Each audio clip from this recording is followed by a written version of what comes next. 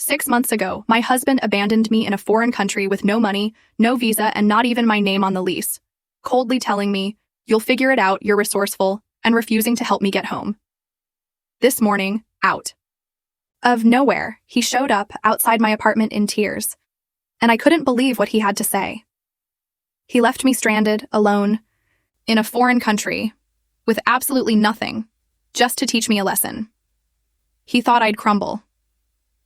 But what he didn't know? That was the moment I finally learned how to fight for myself. And now he's begging to come back. Dan and I had been married for 6 years.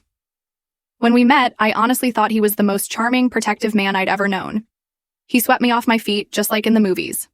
But that protection, I'd soon learn, was just a pretty mask for absolute control. 2 years ago, we moved overseas for his job. He promised me the world. "It'll be our fresh start. I'll take care of everything. You won't have to worry about a thing." I believed him. I gave up my steady career, sold my car, and left my entire family behind. I put all my trust in him. At first, things were okay. I started looking for work, but Dan kept brushing me off, saying, "Don't rush. I make enough for both of us." Soon, though, even buying a simple coffee became a battle. He'd sneer, "Must be nice to spend money you didn't earn." He flat out refused to put my name on the lease, claiming it was just easier this way. And every time I brought it up, he'd just laugh and say, "Why do you need your name there? You're with me." He hated it when I made friends, calling them bad influences who didn't really care about me. He just wanted me home. Safe, he'd say. But what he really meant was controlled. Then, 4 months ago, everything came to a head.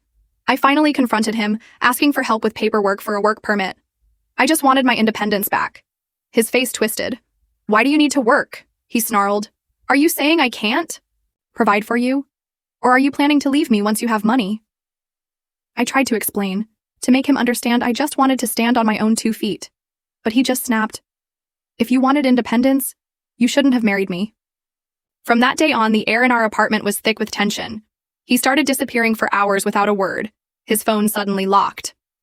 Then, one terrifying evening, I walked in from the grocery store and felt it immediately. A stillness, a wrongness. Some of his things were gone. His work bag, a suitcase, a few clothes. My heart hammered. I called him again and again, but no answer. Hours later, a single short message flashed on my screen. "Don't worry, you'll be fine." I froze. Fine?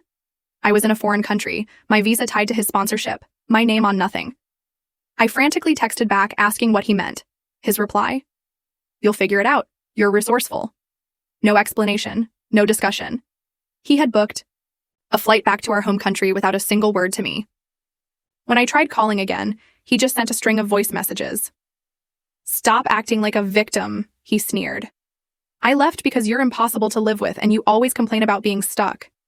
Now you can see what it's like to actually be on your own." I was utterly terrified. I had enough cash for maybe 2 weeks of food. I called the landlord, desperate, only to be told that since my name wasn't on the lease, I had no legal standing. I pleaded with Dan, begged him to at least give me time to sort out my visa. He was ice cold. "That's your problem now. I'm not your babysitter." And to our mutual friends, he painted me as crazy and dramatic, claiming I'd probably follow him crying if I really loved him. That night, I realized I had 2 choices: completely break down or fight. I chose to fight. I went to the embassy and laid out my desperate situation. They connected me with Marta, from a local women's support group. Marta was a godsend. She helped me find temporary housing and gave me crucial legal advice. I started cleaning houses, anything to earn quick cash, while Dan's occasional messages alternated between fake concern and outright insults. "I hope you're eating." Then, "You're too sensitive to survive out there." And my favorite, "See? I told you you'd be fine without me. You didn't need me after all, unless you did. When you're ready to apologize, maybe I'll think about letting you come back." The worst part? He never once asked if I was safe. Last month, I finally got my own small apartment, thanks to the help of one of the amazing women I met through Marta's group. Then Dan called. Not texted. Called. "I think we should try again," he said, his voice surprisingly soft. "I'll send for you. It's not the same here without you." When I didn't answer right away, he pushed, "Don't be stubborn. You know you can't build a life there without me." and for the first time in years I laughed. A real, honest-to-God laugh. I told him, "You left me here with nothing. I've built everything I have now without you. Why on earth would I go back? To someone who abandoned me?" He immediately started yelling, accusing me of throwing away our marriage over a misunderstanding. Then he slipped right back into gaslighting. "I didn't abandon you. I gave you freedom. You just didn't know how to handle it." I hung up, and I blocked him everywhere. A few days later, I posted a picture of my new apartment online. Just my small kitchen, sunlight streaming through the window. Friends messaged, saying it looked cozy. A mutual friend told me Dan saw it and absolutely lost his temper because I looked too happy. That's when I knew. I had truly won.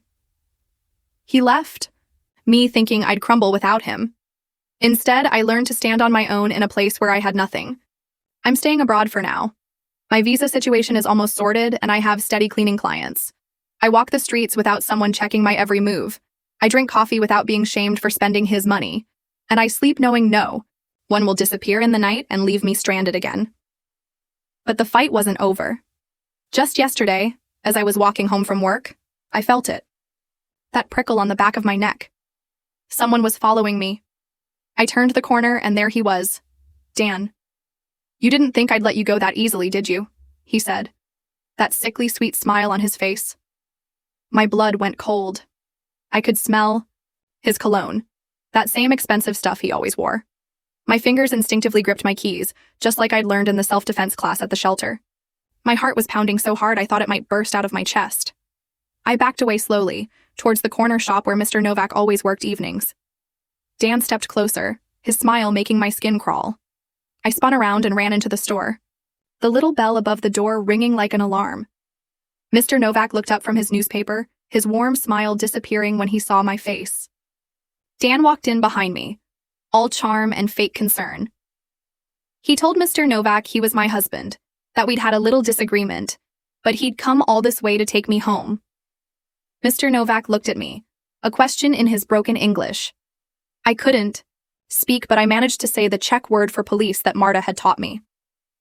Mr. Novak grabbed his phone immediately and stepped between me and Dan. Dan's nice guy mask slipped. He hissed at me to stop making a scene, insisted we were married and just needed to talk. He reached for my arm, but Mr. Novak pushed him back, speaking rapid Czech into his phone. 2 police officers showed up in less than 5 minutes. The station was just 3 blocks away. Dan switched right back to worried husband mode, pulling out his phone to show our marriage certificate. He kept saying this was all a misunderstanding, that his wife was confused. The officers looked at me, and with shaking hands, I pulled out my residence permit. I showed them Dan's messages on my phone, the ones where he said I'd figure it out and that I was resourceful. The younger officer's face got hard when he read them. They called for someone who spoke better English, and Detective Lucas Brenner arrived 20 minutes later. Lucas separated us right away, taking Dan to one corner while another officer stayed with me. I showed Lucas everything. The documentation from the women's shelter, my work papers from Elena's cleaning service, screenshots of all Dan's messages.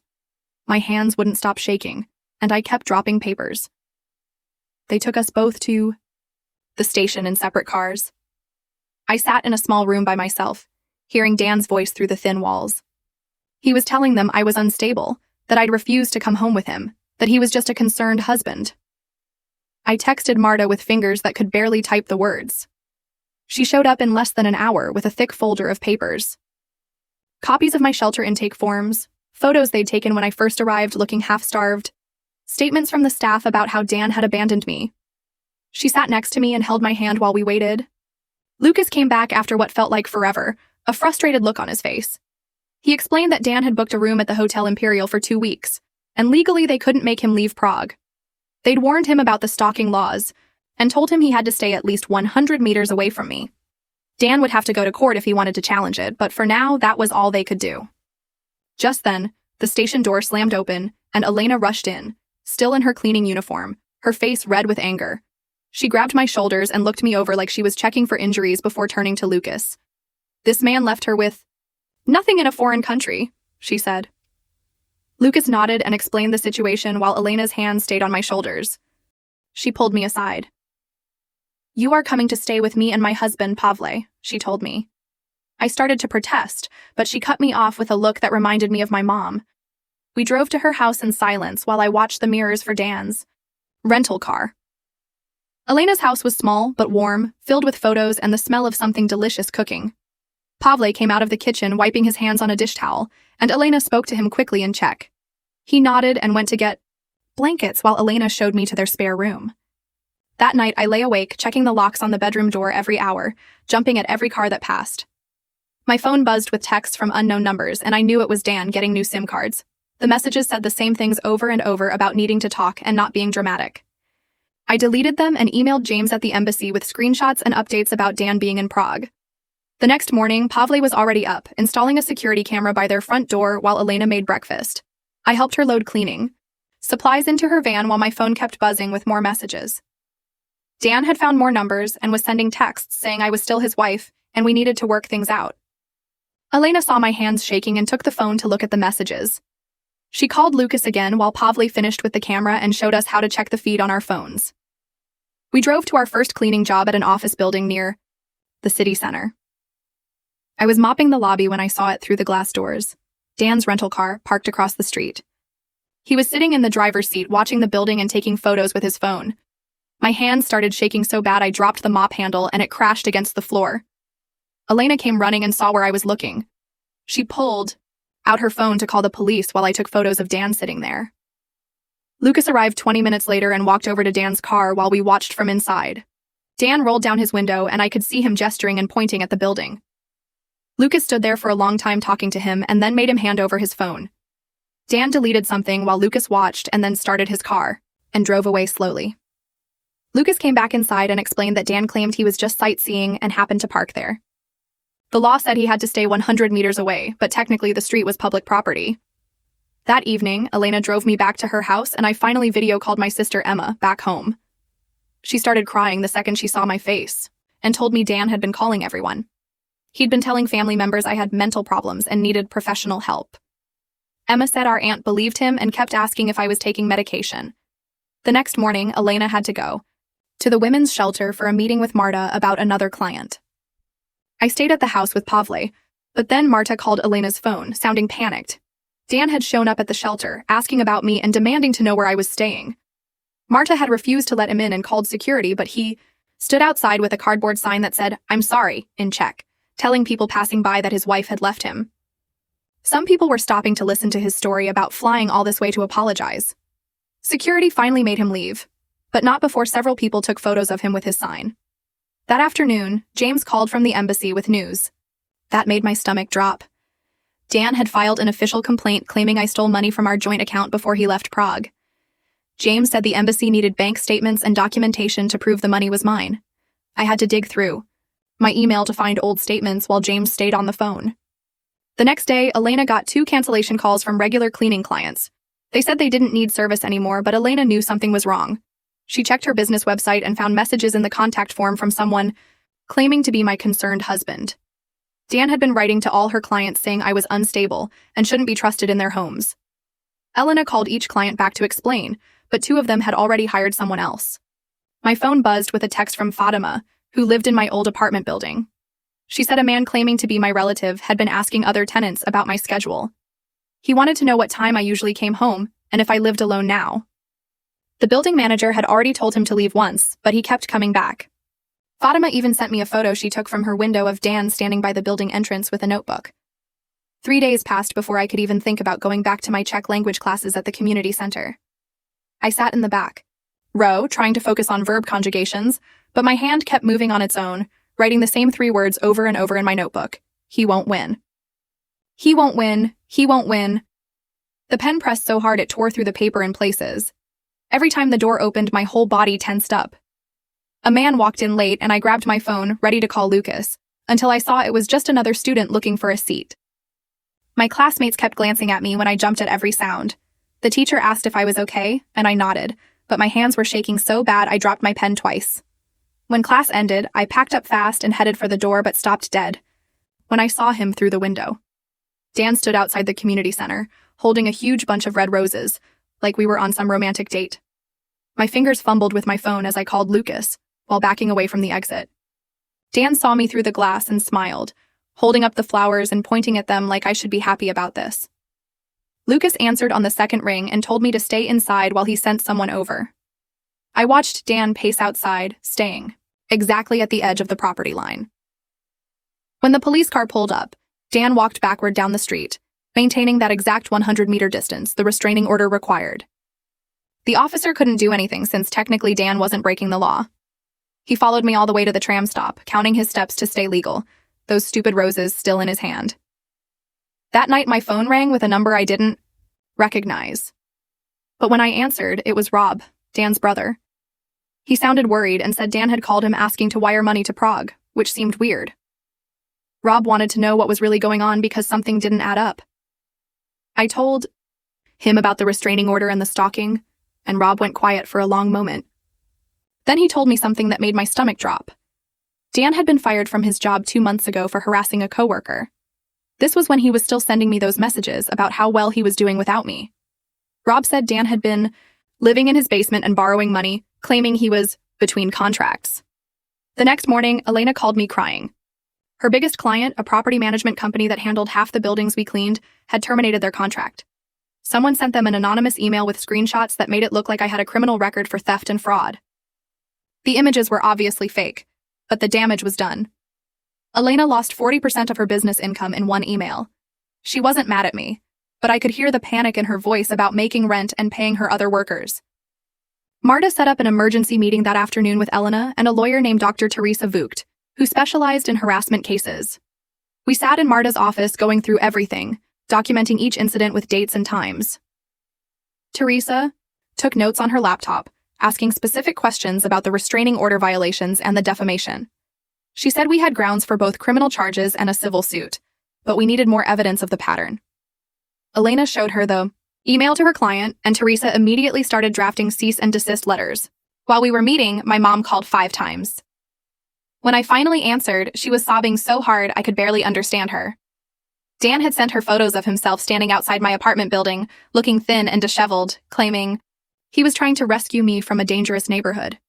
He told her I was mixed up with bad people and needed help getting home. My mom begged me to go back with him, saying he looked so worried and sad in the pictures. She kept saying he was still my husband and marriage meant working through problems together. I tried explaining about the stalking and harassment, but she just cried harder, asking what I had done to make him act this way. The next day, things got even worse. I was checking my email when I noticed someone had logged into our old shared cloud storage account. Dan had downloaded every single photo from our marriage, including private ones from our honeymoon and vacations. The login was from a Prague IP address. My hands went cold as I realized what he could do with those pictures. Teresa filed for an emergency digital restraining order that afternoon, but we both knew the damage he could cause before any legal protection kicked in.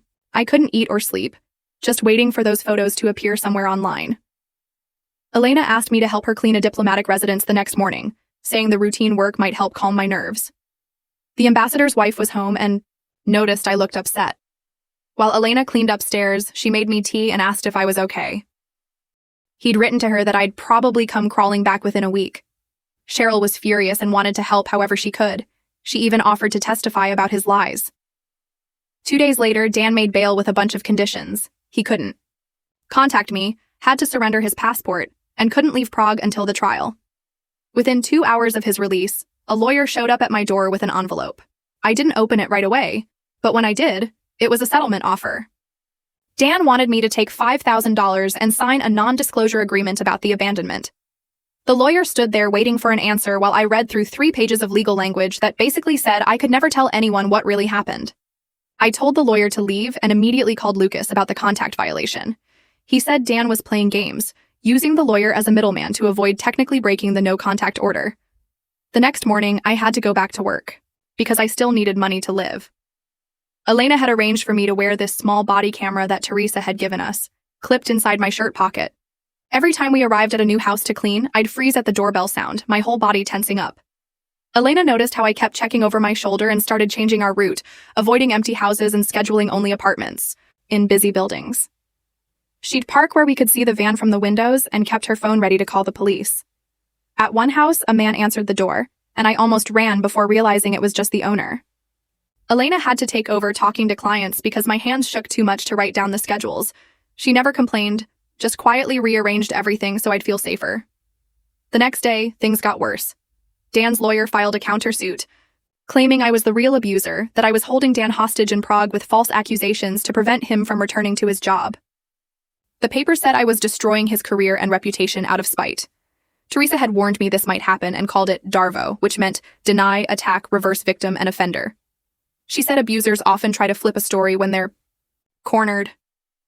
The countersuit claimed I'd manipulated the police with fake tears and that Dan was the real victim. It even said I'd planned this whole thing to get revenge for him leaving me. The audacity of it made everyone at the support group angry, but Teresa stayed calm and said this desperate move actually showed Dan knew he was losing. Then something unexpected happened. Rob, Dan's brother, showed up at my apartment building, carrying 2 cardboard boxes. I hadn't seen him since our wedding and almost didn't recognize him at first. He looked exhausted from the flight and said he'd come as soon as he heard what Dan had done. He'd brought boxes full of evidence, including Dan's real financial records that he'd hidden at their mother's house, printed emails where Dan had bragged about his plan to teach me a lesson, and most shocking of all, a termination letter from Dan's company. Dan had been fired 6 weeks ago for stalking a female coworker. Rob said he couldn't stand by and watch his brother destroy another woman's life. He'd already contacted Lucas and was ready to testify.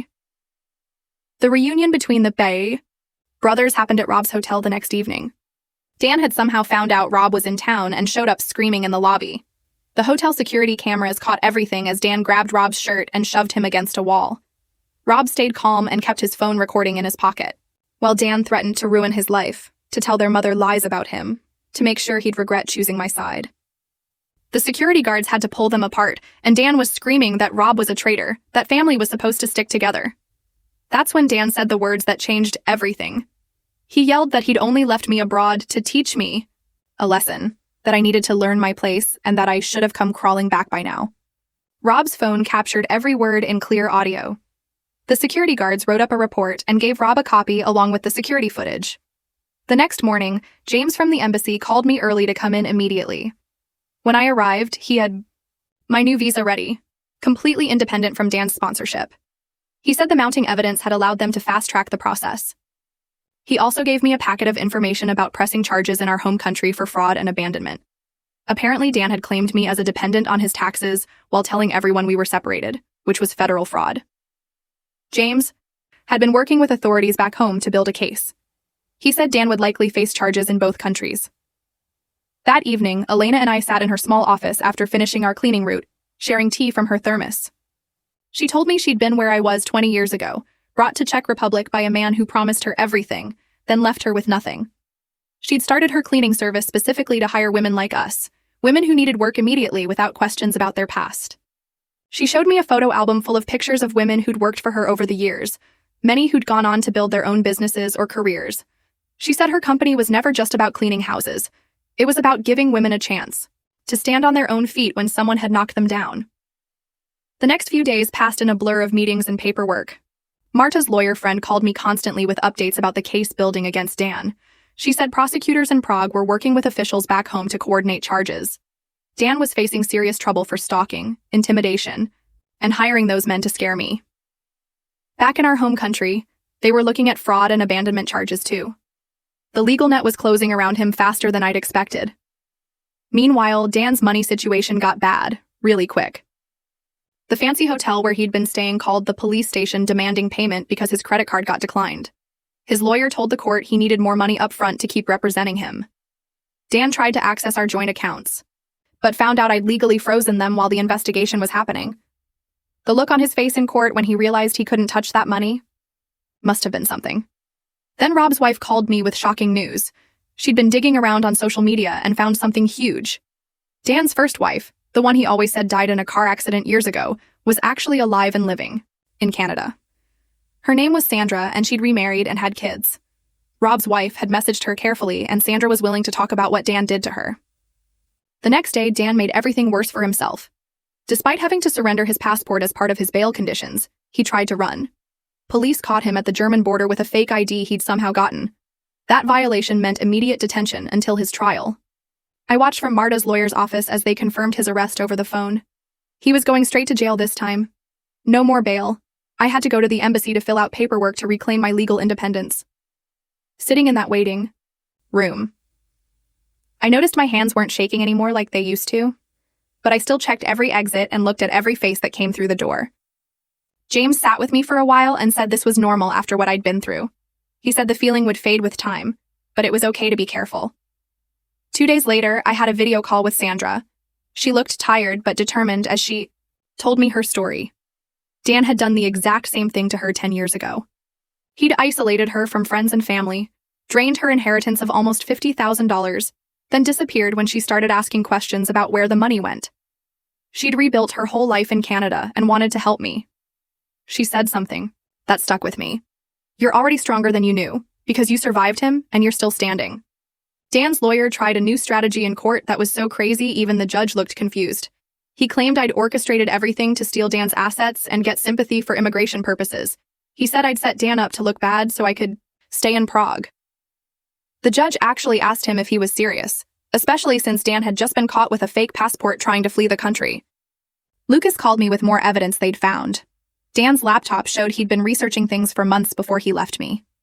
His browser history had searches like how to strand spouse abroad and abandonment laws Czech Republic from way back in January. He'd been planning this for half a year. The premeditation made everything look even worse for him. During all this legal stuff, I was still living my life. Fatima from next door started coming over in the evenings. I taught her some English words while she helped me with Czech pronunciation. We laughed so hard at my attempts to say certain words. One night, I realized I hadn't laughed like that in years. Really laughed. Not the fake, polite laugh I'd learned to do around Dan. I was building a life he never thought I could have.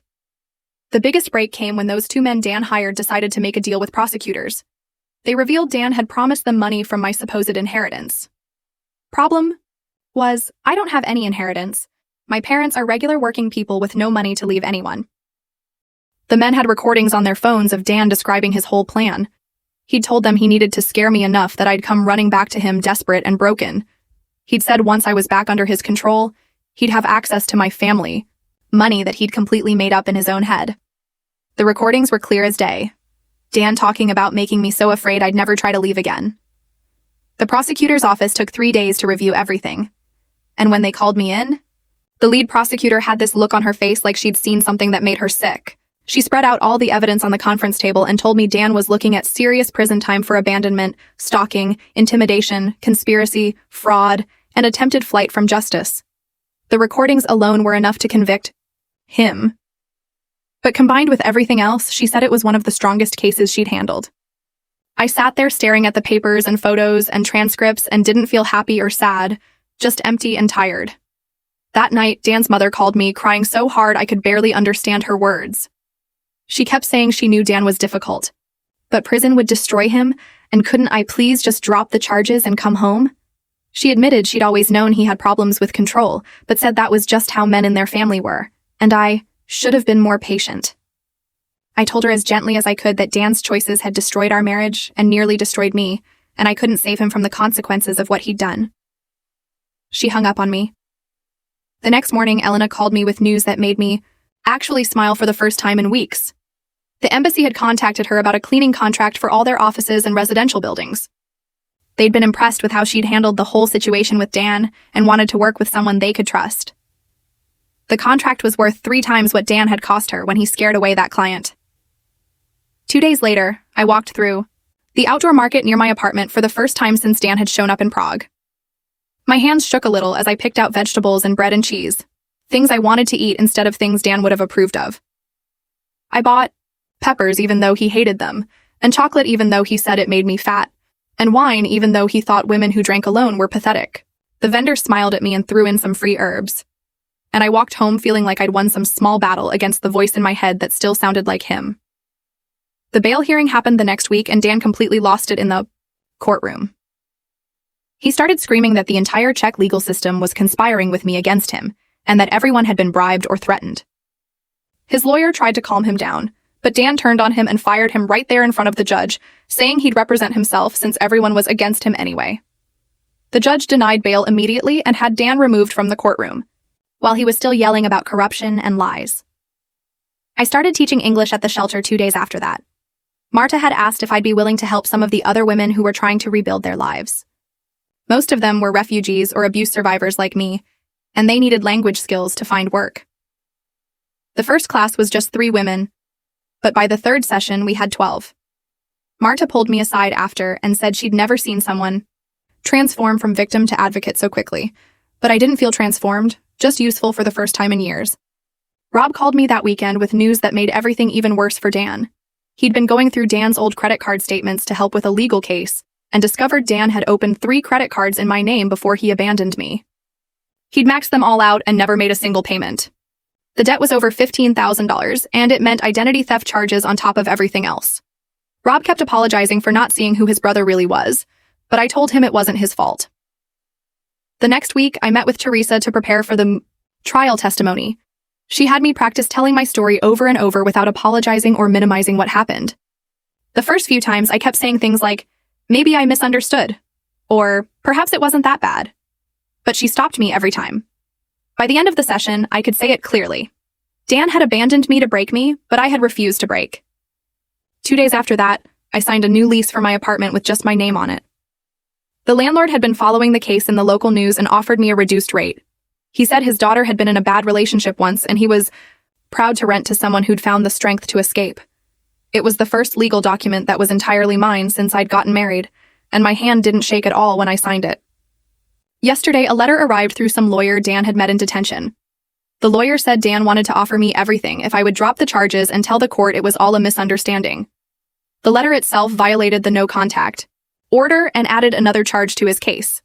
The prosecutor called it a gift because it showed Dan still didn't understand or respect legal boundaries, even from jail. 3 days later, the prosecutor called to tell me Sandra was flying in from America to testify. She'd paid for her own ticket and wanted to meet me before the trial. We met at a small cafe near Wenceslas Square, where she pulled out a thick folder of papers. She had emails, text messages, bank records going back 15 years showing Dan's pattern with her. He'd done the exact same thing to her in 2009 when they were living in Boston. Isolated her from friends, controlled the money, then left her stranded when she tried to get a job. The prosecutor was already building the case when more news came. A woman from Germany had contacted them after seeing Dan's name in the news. She dated him briefly in 2018 and filed a police report when he wouldn't stop following her. The pattern was so clear now that even Dan's lawyer looked uncomfortable reading it. My phone started buzzing with messages from family I hadn't heard from in years. My sister Emma texted that she'd booked a flight to Prague for next week. My mom called crying, saying Dan had been calling her for months before he left me, telling her I was unstable, and she'd believed him. She kept apologizing over and over until I had to hang up. 2 days later, Lucas called with news that made my stomach drop. Dan had tried to hang himself in his cell using torn bed sheets. The guards found him in time and rushed him to the medical wing. His court-appointed lawyer was requesting a psychiatric evaluation, claiming Dan was having a mental breakdown. Some people at the support group said it was just manipulation, but I couldn't sleep that night. I kept thinking maybe I'd pushed too hard by pressing charges. Elena came by my apartment when she heard I wasn't eating. She sat with me and reminded me that Dan made his own choices. She said his actions weren't my fault. Not the abandonment, not the stalking, not this. But I still felt sick thinking about him in that cell. The psychiatric evaluation took 3 days, and the results helped me understand everything better. The psychiatrist said Dan had narcissistic personality disorder with antisocial features. His pattern of abandoning and stalking women would likely continue without serious intervention. It wasn't about me or Sandra or the woman from Germany. It was about control. And when we escaped his control, he couldn't handle it. The same day the report came out, another woman showed up at the prosecutor's office. Her name was Cheryl, and she'd been dating Dan right before his arrest. She brought her laptop with his search history still saved in the browser. He'd been Googling things like teaching girlfriend lessons and making her miss me for weeks. She even found her passport hidden in his apartment after he was arrested. She was supposed to be his next victim. The prosecutor added her evidence to the growing pile. That afternoon, a letter arrived from my old boss back home. She'd heard about everything through mutual contacts and wanted me to know I had a job, waiting if I wanted it. The letter said they'd pay for my relocation and help me get settled. I sat there holding it, realizing I actually had choices now. I could stay in Prague, where I'd built a new life, or go home on my own terms. Dan's new lawyer tried arguing Dan wasn't mentally fit to stand trial, but the prosecutor showed all the planning Dan had done before abandoning me. The plane ticket, purchased weeks in advance, the money he'd moved out of our joint account gradually, the apartment lease he'd signed back home before leaving. Every detail showed clear thinking and planning, not mental illness. The judge denied the insanity plea and set the trial date for next month. Emma arrived at the Prague airport 3 days later, and I went to pick her up. When she saw me, she started crying and pulled me into the longest hug. I was speaking Czech with the taxi driver, and she kept staring at me like she was seeing someone new. She said I looked different, stronger, like I'd grown into myself finally. We went back to my apartment, and she couldn't believe I'd done all this on my own. The small kitchen, the plants on the windowsill, the job with Elena, the friends from the support group who kept checking on me. She kept saying she was proud of me and sorry she hadn't seen what Dan was doing sooner. The next morning, Teresa called to say the trial date was set for next week, and I'd testify by video link so I wouldn't have to be in the same room as Dan. She'd arranged for a victim advocate to sit with me during testimony, and we spent the next few days going over everything that would happen. I was ready, but my hands shook whenever I thought about facing him again, even through a screen. 2 days before the trial, Dan's mother showed up at my apartment building, and the security guard called up to warn me. I went down to the lobby, and there she was, holding a box of Dan's childhood photos and what looked like medical files. She started crying the moment she saw me and pushed the papers at me, saying doctors had diagnosed Dan with conduct disorder as a child, and he was sick, not evil. I looked at the reports about him hurting animals and setting fires, and told her being sick didn't give him the right to hurt people. She begged me to drop the charges, but I stayed calm and said the court would decide what happened next. The morning of the trial, my English class students surprised me by organizing outside the courthouse with signs saying, "Justice for Isabella," in Czech and English. Local reporters were there taking pictures and asking questions about the foreign woman who'd been abandoned and rebuilt her life. Elena and Marta stood with me as we watched the crowd grow, and I couldn't believe all these people cared about what happened to me. Inside the courthouse, Rob was giving his deposition to the prosecutor, and I could hear him through the door talking about animals Dan had hurt as a teenager. He described girlfriends who'd suddenly left town without explanation and patterns of control that went back years. The prosecutor was building a complete picture of who Dan really was, and Rob's voice cracked when he admitted he should have said something sooner. When the trial officially started, I watched on my screen as Dan appeared via video from detention, looking thin and tired, but still trying to smile at the judge. The prosecutor's opening statement laid out everything in detail, from the abandonment to the stalking to the hired thugs. Dan kept shaking his head like none of it was true, but the evidence was all there in black and white.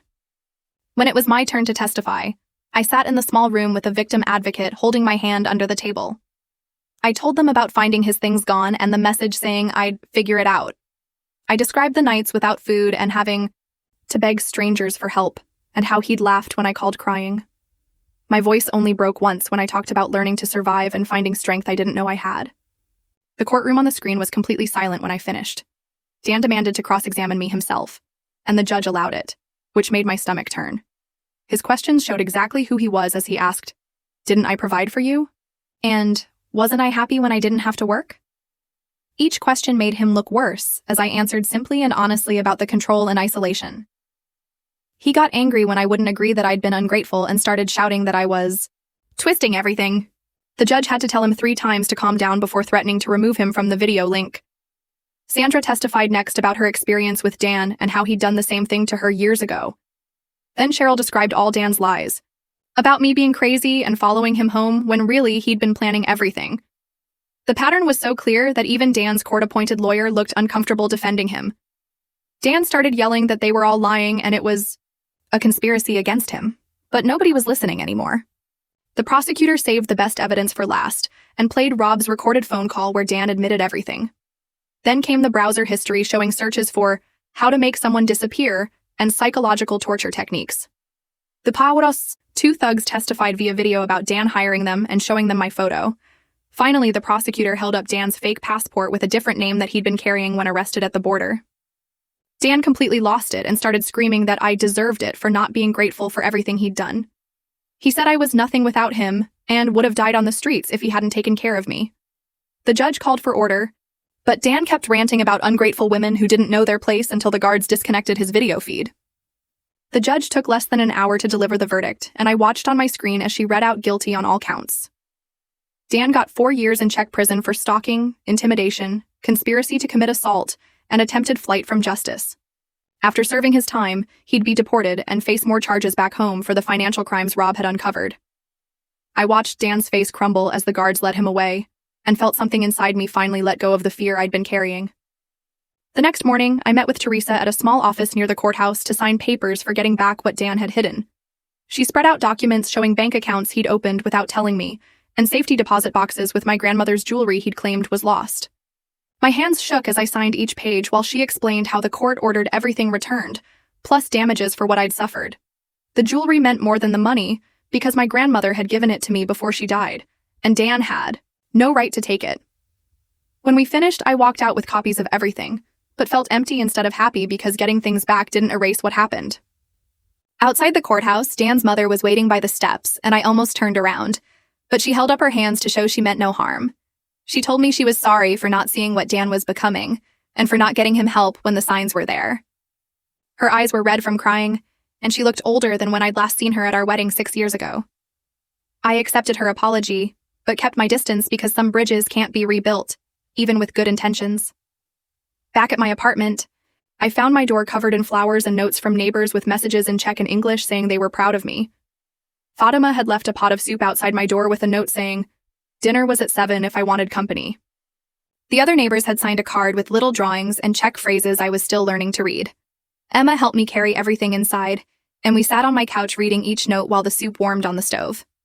3 days later, I met James at the embassy to finish my permanent residency application with all the new court documents proving my case. He showed me a memo about new protocols they were creating for abandoned spouses, based on what happened to me. My case would help other women avoid the visa nightmare I'd faced when Dan left me stranded without legal status.